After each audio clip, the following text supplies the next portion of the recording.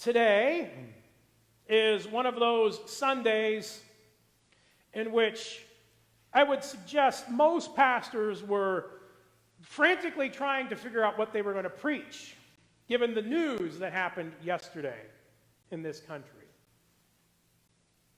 Everything that I thought I had been working on for this last week basically was thrown out. Today, there will be churches across this country who will begin fear-mongering and blaming the other. And there will be calls for more violence. This is a cycle that has been happening in churches across this nation for several years now. And it is becoming more common. Only last week, one political figure inside of a North Carolina church said this, quote, "Some folks need killing. It is a matter of necessity." Close quote. The pastor of that church defended this statement, arguing it was okay because it may have been directed at people who deserved it. Or as some political commentators later that week said, well, the bad guys deserve it. The problem with those statements from a Christian perspective is twofold. First, human beings tend to justify disdain and hatred for others quite easily. We have an ability as human beings to other any group that we just don't like. The worst examples of these happen when human beings justify untold cruelty and horrors against those people.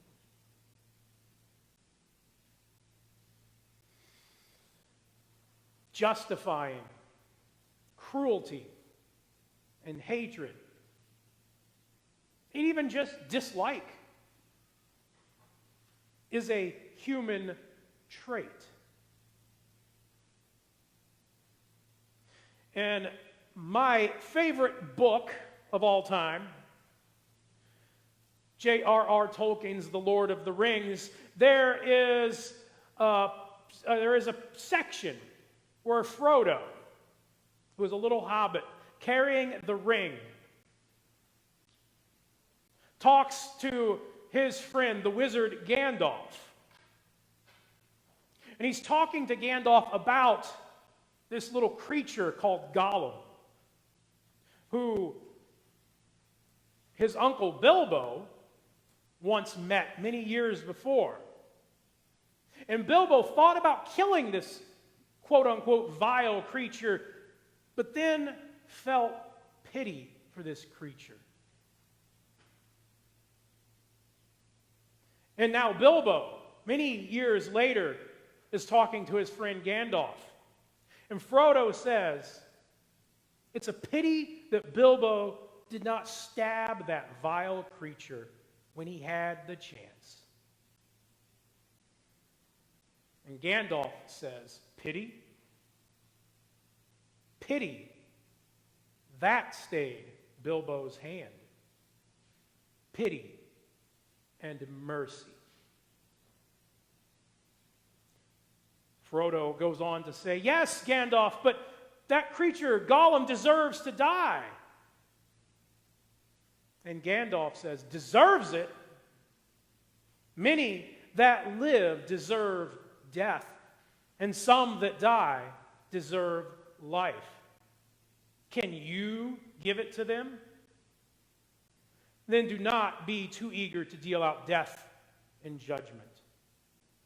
For even their very wise cannot see all ends. The point that Gandalf, or rather the author J.R.R. Tolkien, is making is simple.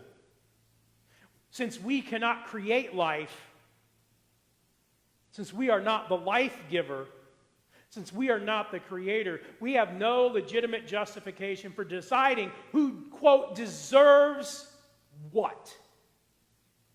Because we are not God. Secondly, the second problem with this idea of who deserves what is that from a Christian perspective, are we not all the bad guys? Are we not all sinners? None of us deserve mercy, grace, or forgiveness. This is one of the essential doctrines of Christianity. Saint Isaac the Syrian, who was a 7th century Christian living in the desert in what is modern-day Syria, wrote this: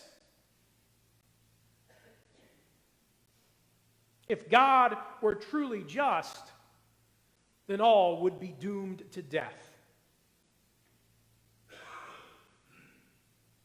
Isaac is challenging those around him to remember that Christ died for sinners, not for the just, or rather those who deserve forgiveness.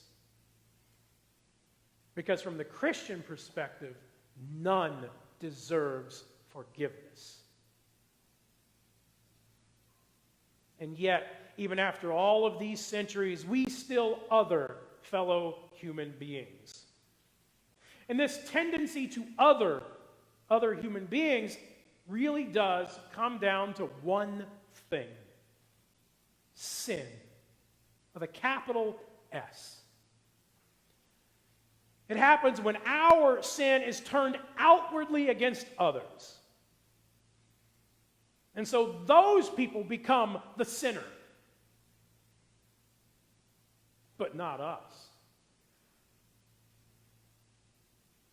The Apostle Paul, in the first reading today, or the epistle reading today, talks about this tendency to other people as well.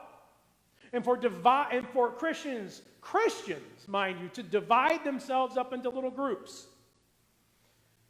Paul writes, "For it has been reported to me by Chloe's people that there are quarrels among you, my brothers and sisters.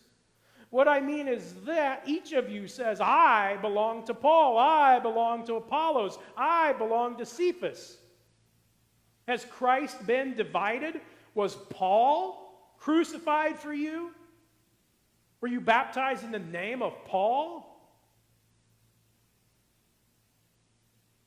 Even in the earliest years of the Christian church, there were divisions based upon personality, popularity, and specific teachers.